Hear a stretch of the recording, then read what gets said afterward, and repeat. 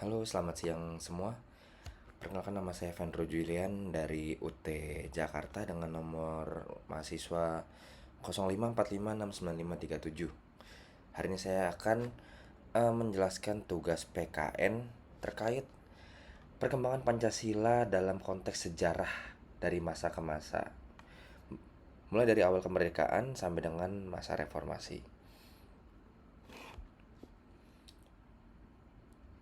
Baik, pada masa awal kemerdekaan di tahun 1945, Pancasila itu telah ditetapkan sebagai ideologi dasar negara. Nilai-nilai Pancasila terkandung dan tercantum dalam pembukaan UUD 1945. Pada masa ini, Pancasila menjadi alat dan pedoman pemersatu bangsa setelah Indonesia merdeka. Lalu, eh, pada masa Republik Indonesia Serikat atau RIS tahun 1949, periode dari 1949 sampai dengan 1950, Indonesia sempat membentuk negara serikat akibat hasil konferensi meja bundar. Walaupun sistem pemerintahan berubah, Pancasila tetap dipertahankan sebagai dasar negara pada masa ini.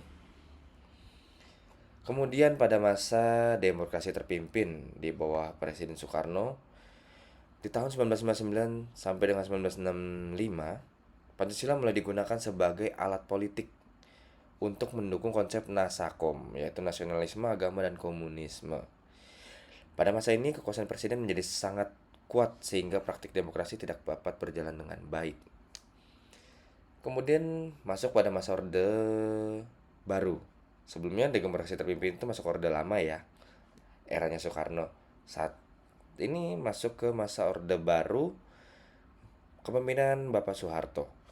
Tahun 1966 sampai 1998, Pancasila dijadikan asas tunggal bagi organisasi dan partai politik pemerintahan untuk menjaga stabilitas dan pembangunan.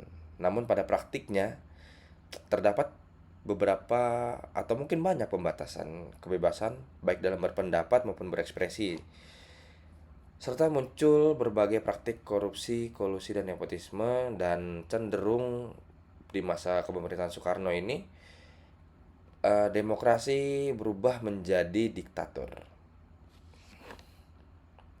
Terakhir pada masa reformasi, setelah Presiden Soeharto berhasil diturunkan atau dilengsarkan dari kekuasaan atau kepemimpinan yang diktatornya, sejak tahun 1998 hingga sekarang, Pancasila kembali ditempatkan sebagai dasar utama negara yang lebih demokratis. Reformasi membawa perubahan yang cukup signifikan, seperti kebebasan pers, pemilu yang lebih terbuka, dan penghormatan terhadap hak asasi manusia. Pancasila tetap menjadi pedoman dalam kehidupan berbangsa dan bernegara.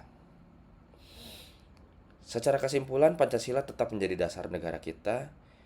Yang menjadi permasalahan adalah apakah kita mau menerapkan ini dalam kehidupan kita sehari-hari, dimulai dari diri kita sendiri. Karena yang membedakan Pancasila dengan ideologi lain adalah Pancasila mempunyai 5 fokus yang berbeda, yang dimana masing-masing silanya memiliki fokus tersendiri.